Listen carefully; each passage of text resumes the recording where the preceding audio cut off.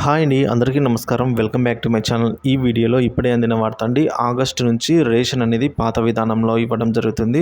పూర్తి వివరాలు అయితే వీడియోలో తెలుసుకుందాం. వీడియోని ఎక్కడే కానీ స్కిప్ చేయకుండా ఎండ్ వరకు చూడనప్పుడే పూర్తి ఇన్ఫర్మేషన్ అర్థమవుతుంది. అలాగే వీడియోకి ఒక లైక్ చేయండి ఫ్రెండ్స్.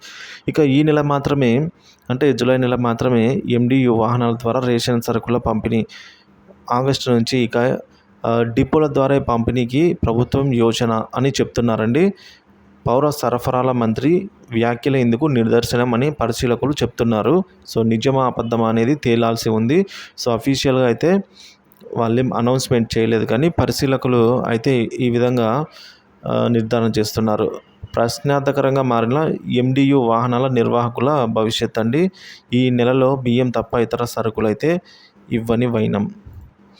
పేదలకు ఇంటి వద్దే రేషన్ సరుకుల పంపిణీ కార్యక్రమం లక్ష్యంతో ముఖ్యమంత్రి జగన్మోహన్ రెడ్డి గారు, అప్పట్లో మాజీ ముఖ్యమంత్రి, విప్లవాత్మకంగా ప్రవేశపెట్టిన MDU వాహనాలు కనుమరుగయ్యే పరిస్థితి కనిపిస్తున్నాయి. ఇకపై పేద ప్రజలు రేషన్ తీసుకునేందుకు డీలర్ల వద్దకు వెళ్ళి లైన్లో నిల్చొని తీసుకోవాల్సిన పరిస్థితులు తప్పేలా లేవు అని చెప్తున్నారు. దీనికి రాష్ట్ర పౌర సరఫరాల శాఖ మంత్రి నాదెండ్ల మనోహర్ ఇటీవల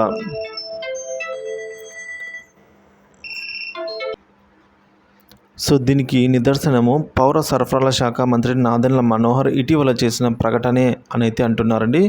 పేద ప్రజలకు ఆహార భద్రత కల్పించేందుకు కేంద్ర రాష్ట్ర ప్రభుత్వాలు ప్రజా పంపిణీ వ్యవస్థను రూపొందించి సరుకులు పంపిణీ చేస్తున్నాయి. ఎలాంటి లాభాపేక్షకు తావు లేకుండా సబ్సిడీపై సరుకులను అందిస్తున్నాయి అని చెప్తున్నారు.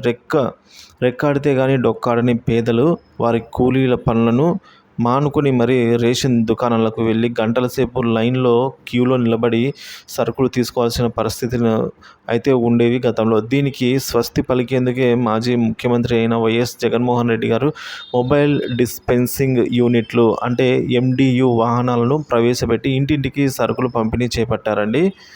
సో మరి